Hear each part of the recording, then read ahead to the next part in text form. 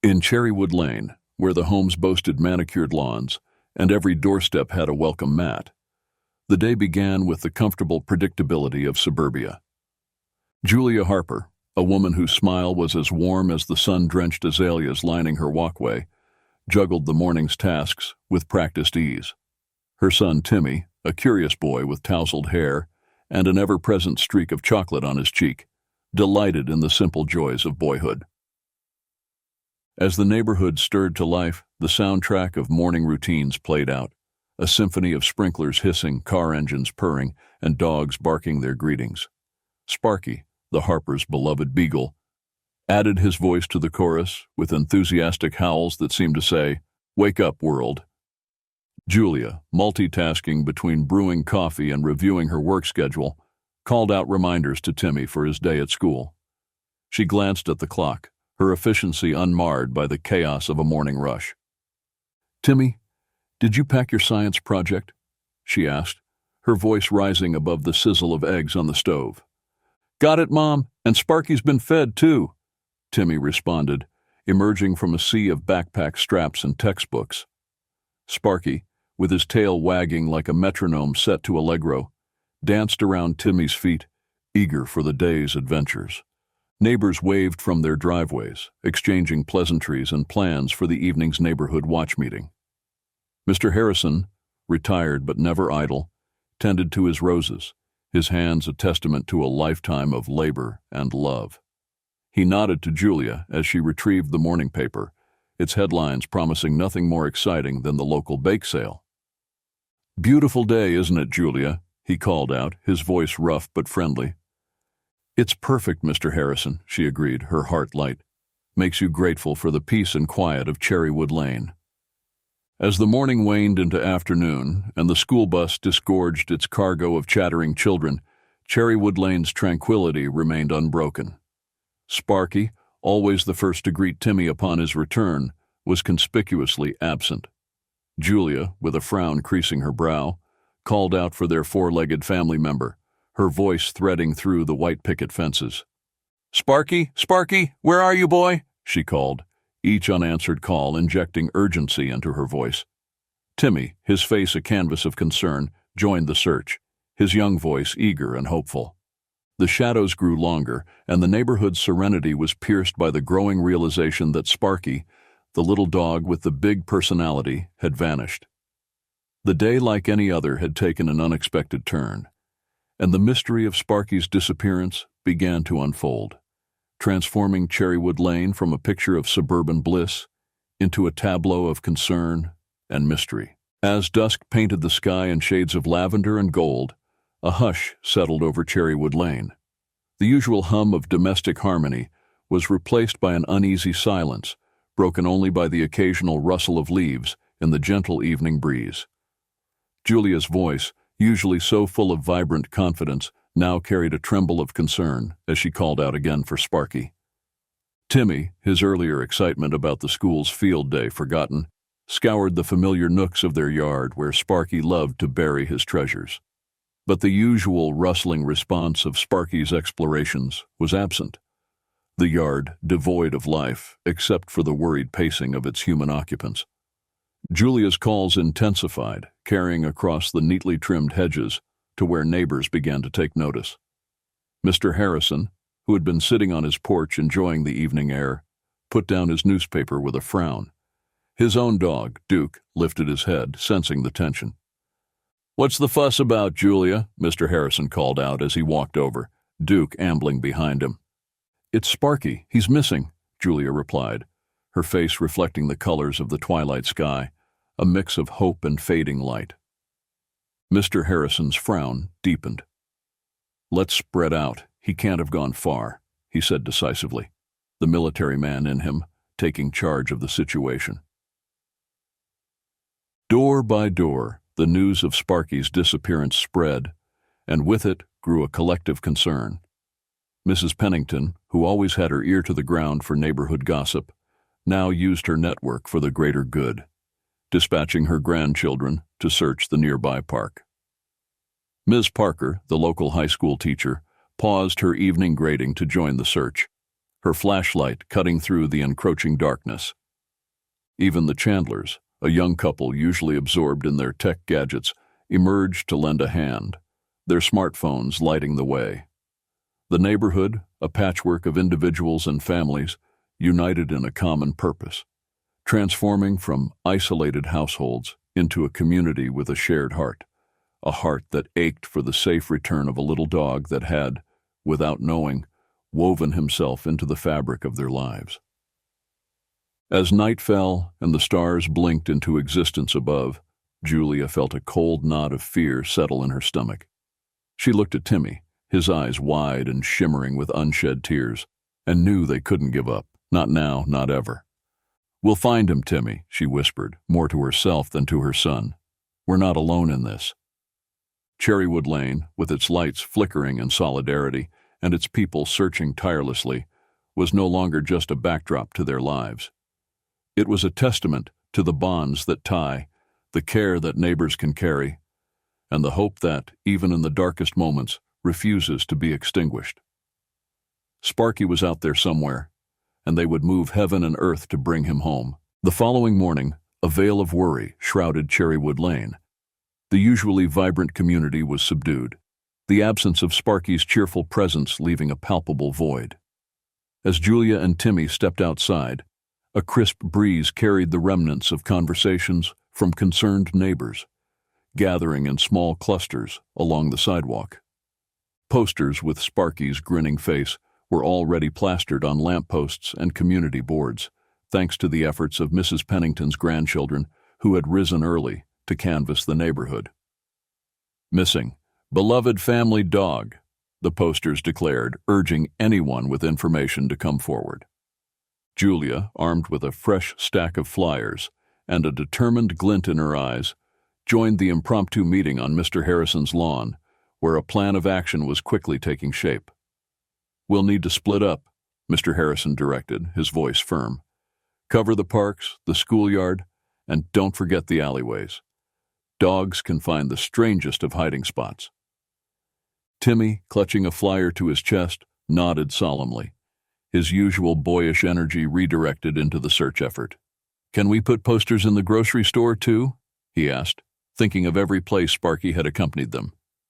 "Absolutely," Julia assured him, touched by her son's thoughtfulness. "Every bit helps." As the day progressed, the search for Sparky became the heart of Cherrywood Lane's activities. The Thompsons, who ran the local bakery, offered free coffee and pastries to the search parties. Even the stoic Mr. Nguyen, who rarely mingled, quietly slipped out of his home to place a flyer in his storefront window. Stories of Sparky's antics were exchanged, each anecdote a testament to the dog's knack for bringing joy. There was the time Sparky had chased a squirrel into the annual neighborhood picnic, causing a delightful chaos of spilled lemonade and laughter. Or the winter morning he had proudly returned home, dragging an oversized Christmas decoration he had liberated from the Wilson's yard display. As the sun reached its zenith, the community's efforts intensified. The local radio station, at the behest of Julia's co-worker, broadcasted a special announcement about Sparky's disappearance, while the children of Cherrywood Lane, armed with youthful optimism, scoured every bush and under every car in the hopes of finding their furry friend. Yet as evening approached with no sign of Sparky, the mood turned somber. Julia thanked her neighbors, their faces etched with concern and fatigue. Timmy, ever hopeful, whispered into the wind, "Come home, Sparky, we miss you." The community's unity, although strained by worry, had not wavered. They had rallied together, each person contributing to the search in their own way, demonstrating the strength and compassion of Cherrywood Lane.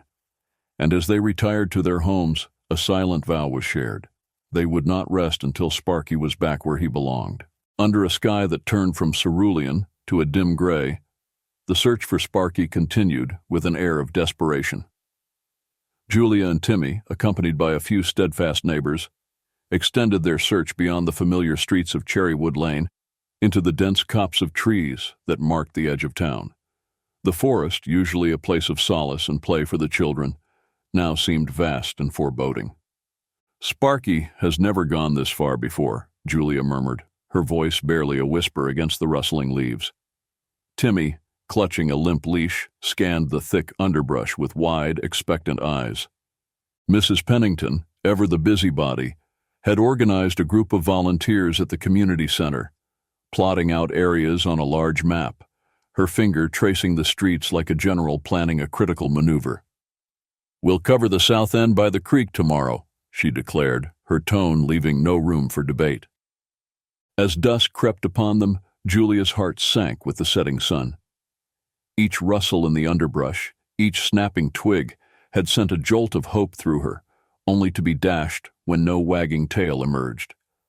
The trail, it seemed, had gone cold, back on Cherrywood Lane, the tight-knit community huddled together, sharing strong cups of coffee and words of comfort. Mr. Harrison recounted tales of lost pets who'd found their way home against all odds, his stories a balm to the raw nerves of the Harper family. But as the evening waned, the hope that had once burned bright in their hearts flickered and dimmed. Timmy, usually so buoyant and full of life, sat quietly on his porch steps, staring into the gathering darkness. Julia joined him, wrapping an arm around his small shoulders, her gaze lost in the night. The Chandlers, who had once seemed so distant, offered to keep their porch light on as a beacon for Sparky, a small gesture that spoke volumes.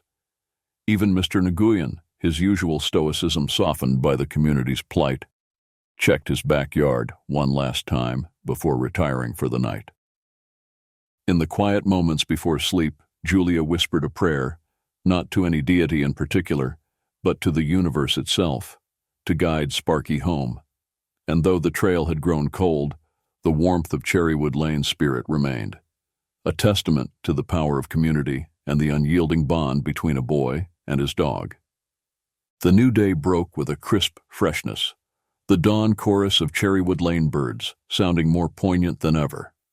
In the quiet early hours, before the rest of the neighborhood had stirred, Timmy sat on the porch steps, his young eyes scanning every corner for any sign of Sparky. It was then that a glint of something caught in the first rays of sunlight drew his attention to the far end of the garden. With a mix of curiosity and trepidation, he approached and found, nestled between the roots of an old oak tree, Sparky's favorite ball, one he hadn't played with since the day before he disappeared. Rushing inside, Timmy's find reignited the flame of hope in Julia's heart. "This has to mean something, Mom," Timmy insisted, his voice firm with the resolve only a child's innocence can muster. The neighborhood's morning tranquility was soon pierced by the buzz of renewed activity. Julia, holding the scuffed and slobbered ball like a precious artifact, gathered with her neighbors, their faces marked with cautious optimism. "I remember Sparky chasing after a squirrel in this direction last week," Miss Parker mused, her hand thoughtfully at her chin. "He ran off towards the Johnsons' place, but he came right back then." This memory prompted a collective decision to retrace Sparky's known routes, focusing on the area where the ball was found. "Dogs are creatures of habit," Mr. Harrison noted, his experience with his own faithful Duke lending weight to his words. The day's search took on a more targeted approach, with smaller groups branching out, eyes peeled for any further clues. The children, including Timmy, led their own brigade, their youthful enthusiasm undampened by the previous day's disappointments. It wasn't long before a second clue materialized, this time a fragment of a torn leash caught on a bramble, a short distance from where the ball was discovered. Julia's hands shook as she freed the tattered nylon, the realization that Sparky had indeed been in the area, igniting a flurry of theories and speculation among the neighbors. Armed with these new clues, the search for Sparky gained a focused intensity. Neighbors who had once offered only sympathetic nods now joined the search parties, their eyes searching, hearts hoping. The local media, drawn by the community's plight, aired the story of Sparky's disappearance, casting a wider net for information. Calls came in from the surrounding areas, each potential sighting followed by a surge of collective adrenaline. As the day waned into another cool evening, the community of Cherrywood Lane gathered once more, not in defeat, but with a fortified spirit. Clues in hand, they planned their next moves, the shared goal of bringing Sparky home, uniting them in a bond that transcended the ordinary ties of neighborly acquaintance. The ball and the leash, simple objects in themselves, had become beacons of hope in the search for Sparky, emblems of the love and determination that fueled the heart of Cherrywood Lane. With the discovery of Sparky's favorite ball and the frayed piece of leash, the residents of Cherrywood Lane felt a surge of purpose. A new day brought with it a tactical change in their search. They would venture into the woods, a dense thicket that fringed the neighborhood, where children's laughter often mingled with the rustling of leaves. Julia, though wary of the unknowns that lay within the forest's embrace, felt a magnetic pull towards the woods, her mother's intuition guiding her. She gathered a group of volunteers, including Mr. Harrison, who insisted on leading the way, and Miss Parker, who brought along her binoculars, ordinarily reserved for birdwatching. Timmy, with solemn determination, joined the adults, clutching the recovered ball to his chest as if it were a compass that would lead them to Sparky. Together they stepped into the cool shadows of the woods, the sunlight filtering through the canopy, casting a dappled pattern on the forest floor. The woods were alive with the sounds of nature, the calls of hidden birds, and the scurrying of small creatures in the underbrush. The searchers moved cautiously, calling out for Sparky, their voices a hopeful note against the ancient stillness of the trees. They searched methodically, checking each potential hiding spot, their eyes scanning for any sign of the missing beagle.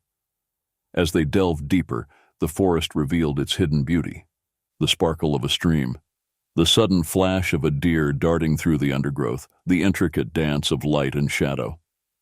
Suddenly a sharp bark echoed through the trees, a familiar sound that caused every heart to leap. It was a sound full of life, full of Sparky. The group quickened their pace following the sound, their voices merging into a chorus of calls. The barking grew more insistent, guiding them to a small clearing where the ground dipped into a shallow ravine. There they found Sparky, his paws muddy, his coat tangled with burrs, but his eyes bright with the joy of seeing his family again. Julia's relief was palpable as she slid down the slope to embrace the wayward pup, tears of joy mingling with laughter. Timmy joined her, hugging Sparky as if he would never let go again. The return journey through the woods was a triumphant march, the community's spirits lifted as high as the treetops. Sparky, carried part of the way by Mr. Harrison, seemed to understand he was the hero of the hour, his tail wagging a victory flag. As they emerged from the woods, the rest of Cherrywood Lane awaited, having caught wind of Sparky's rescue. A cheer rose from the gathered crowd, a sound that resonated with the collective triumph of a community that had come together in concern, and now celebrated in unity. Sparky's adventure into the woods had been fraught with peril, but it had also brought out the best in Cherrywood Lane, reminding all of its residents of the strength and love that lay at the heart of their neighborhood. Sparky's homecoming was the cause of much celebration on Cherrywood Lane. The neighborhood was abuzz with relief and happiness. But amidst the joy, a disquieting undercurrent began to surface. The once cohesive front of community spirit showed signs of fraying as a secret. Long buried among the camaraderie, crept to the fore. As Julia and Timmy welcomed Sparky back into their home, with Mr. Harrison insisting on checking the dog over for any injuries, the elation of the reunion was overshadowed by a discovery that turned the tide of trust. Tucked away in Sparky's collar was a small, crumpled note that Timmy found while cuddling his furry friend. The note was a cryptic message, hastily scribbled, suggesting Sparky's disappearance was not as accidental as everyone had assumed. Julia's hands trembled as she read the words, her mind reeling from the implication that someone in their midst had deliberately led Sparky into the woods. Whispers and sideways glances began to replace the warm greetings among neighbors. Suspicion seeded itself in the once fertile soil of community trust. Accusatory questions were whispered behind closed doors. Who would do such a thing? Why disrupt the peace of Cherrywood Lane? The most disconcerting part of the betrayal was its source. The handwriting on the note bore a striking resemblance to that of Mrs. Pennington. the self-appointed matriarch of the neighborhood. Could the woman who orchestrated search parties and rallied the community have a hand in Sparky's ordeal? Confronted with the accusation, Mrs. Pennington's face blanched, her usual composed demeanor crumbling under the weight of the community's gaze. "It wasn't like that," she stammered, her voice barely a whisper. "I just wanted to bring everyone together, to revive the spirit of Cherrywood Lane." The revelation splintered the neighborhood. Some felt betrayed by Mrs. Pennington's manipulation, while others sympathized with her intentions, misguided though they may have been. The unity that had so recently triumphed now lay in tatters, leaving in its wake a trail of doubt and uncertainty. Julia, caught between her gratitude for the search and her sense of betrayal, struggled to reconcile the two. Mr. Harrison, ever the mediator, suggested they gather to discuss the matter openly, but the hurt ran deep, and few were willing to extend the olive branch. The betrayal had revealed the fragile nature of trust, showing how easily it can be compromised by the actions of one. Cherrywood Lane had to confront the reality that their idyllic community was not immune to the flaws of human nature. As Sparky settled back into the rhythms of home life, unaware of the turmoil his adventure had caused, the residents of Cherrywood Lane were left to ponder the price of unity and the true meaning of community. The betrayal had cast a long shadow, one that would take time and understanding to dispel. In the wake of Mrs. Pennington's startling confession, the fabric of trust that had bound Cherrywood Lane together seemed irrevocably torn. Julia, with a resolve born of necessity, stepped into the role of peacemaker, driven by the need to restore the community she cherished. Determined to uncover the entire truth, Julia organized a neighborhood meeting at the community center. The room was tense, the air thick with unspoken questions and the heavy weight of betrayal. The residents sat in a semicircle, the empty chair at the center reserved for Mrs. Pennington. When she arrived, the hush that fell was palpable. Mrs. Pennington, usually so full of words and plans, seemed smaller somehow, diminished by the gravity of her actions. "I owe you all an explanation," she began, her voice steady despite the tremor in her hands. She spoke of the recent years, how the community spirit of Cherrywood Lane had dwindled, how events had become less attended and greetings less warm. "I saw us drifting apart," she confessed, "and I thought, if there was a cause to rally behind, we could become the close-knit family we once were." But as she continued, another layer of the story unfolded. The note in Sparky's collar had been part of a misguided plan that had spiraled beyond Mrs. Pennington's control. She revealed that she had enlisted the help of her grandson, thinking a harmless prank could simulate a crisis without real peril. Her plan, however, had gone awry when Sparky, frightened by an unexpected thunderstorm, had fled deeper into the woods than intended. The guilt that Mrs. Pennington harbored was clear in her tear-filled eyes as she implored her neighbors for forgiveness. A mixed murmur ran through the crowd. Some heads nodded in understanding, while others shook in disbelief. Julia watched the faces of her friends and neighbors, seeing the conflict play out in their expressions. Then Timmy, with the straightforward honesty of a child, stood up. "Mrs. Pennington loves Cherrywood Lane just like all of us," he said, his voice clear and strong. "She made a big mistake, but she's really sorry. Shouldn't we try to fix things instead of staying mad?" His words, simple and heartfelt, seemed to resonate through the room. One by one, the residents began to share their feelings, their grievances, and their own admissions of neglecting the communal ties they once valued so dearly. As the evening wore on, the truth of Mrs. Pennington's actions was laid bare, but so too was the truth of Cherrywood Lane's collective complacency.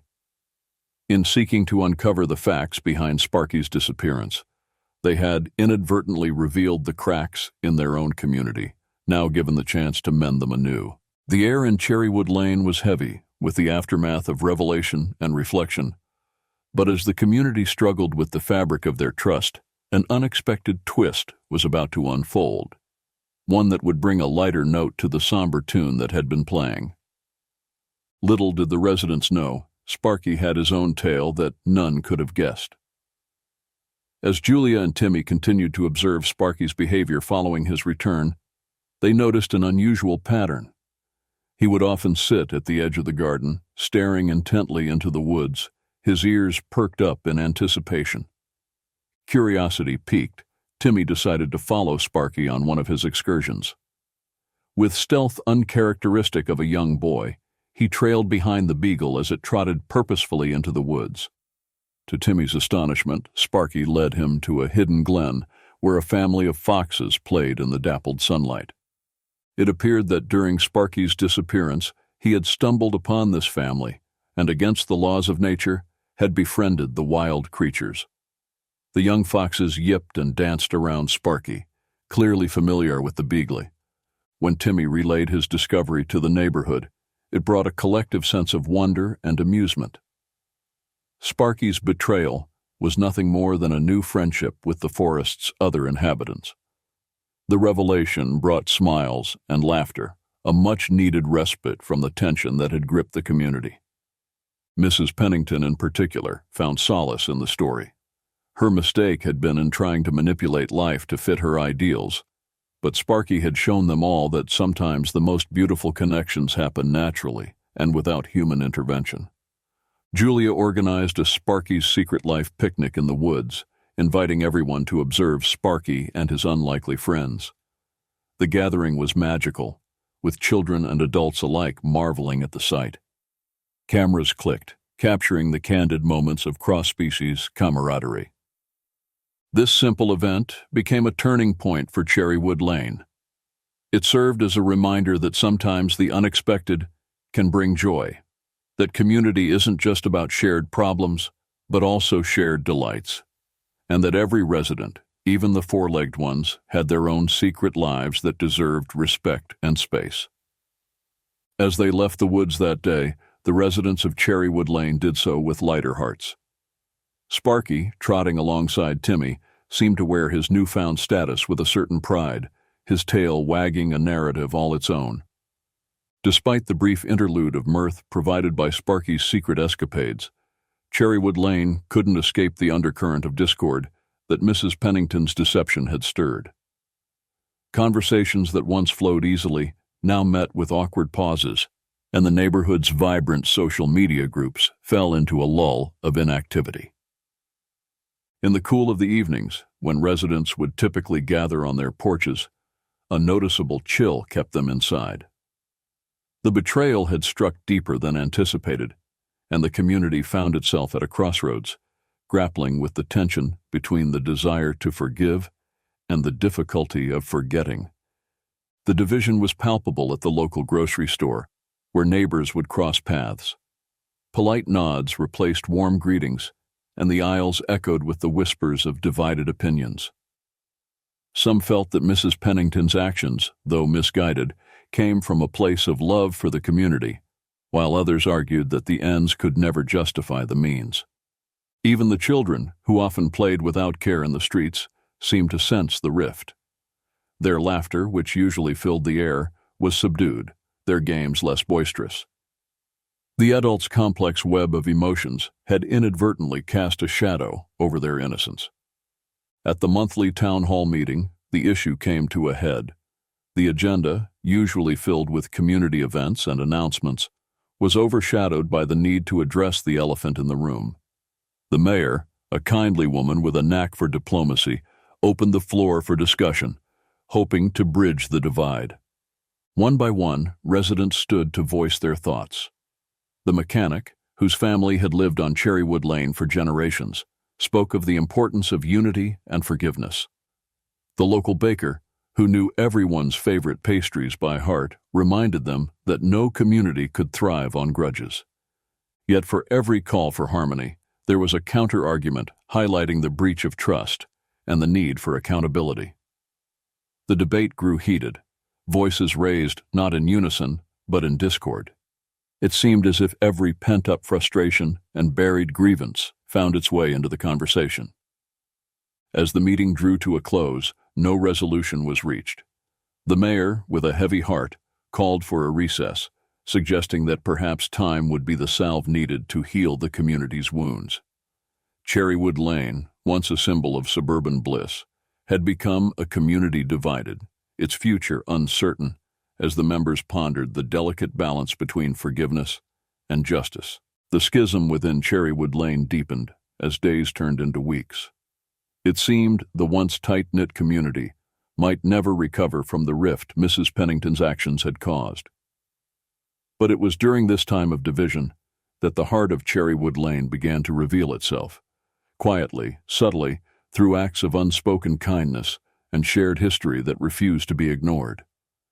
Amidst the discord, it was the community garden, once a vibrant hub of interaction and togetherness, that suffered neglect. Weeds began to encroach upon the once meticulously cared-for beds, and the cheerful murmur of neighbors tending to their plots together fell silent. It was a tangible symbol of the community's fractured spirit. It was Timmy, the innocent beacon of Cherrywood Lane, who, missing the camaraderie, took his small shovel and bucket to the garden. He began to pull at the weeds, his efforts a silent call to arms, a reminder of what they had all cherished about their neighborhood. Passers-by took note of the young boy's solitary endeavor, his determination stirring something within them. One by one, residents began to join Timmy in the garden. They worked side by side, the task at hand giving them common ground, literally and figuratively. As they toiled, the barriers began to crumble, not through grand gestures or profound apologies, but through the shared love for their community and the unspoken acknowledgement that they all had a part to play in its discord and its healing. Mrs. Pennington, too, hesitantly approached the garden, her hands idle for too long. She was met with cautious nods, the unspoken agreement that action, not words, was the path to redemption. She took her place beside her neighbors, pulling weeds and planting new seeds, her actions speaking the remorse that her words had failed to convey. As the garden began to flourish once more, so did the conversations around it. Neighbors exchanged tips on tomato plants, shared laughter over stubborn roots, and slowly the tension eased. The garden became a neutral zone, a place where the community could reconnect with the earth and each other. The transformation of the garden mirrored the slow but sure healing of Cherrywood Lane. Timmy's unwitting leadership had brought them back to the heart of the lane, to the understanding that community is not just about the good times, but also about working together through the challenges. The heart of Cherrywood Lane was not in the perfection of its appearance or the absence of conflict. It was in the willingness of its residents to come back together, to forgive and to grow. And as the first sprouts of new life broke through the soil in the community garden, there was hope that Cherrywood Lane, too, would bloom again, stronger and more united than before.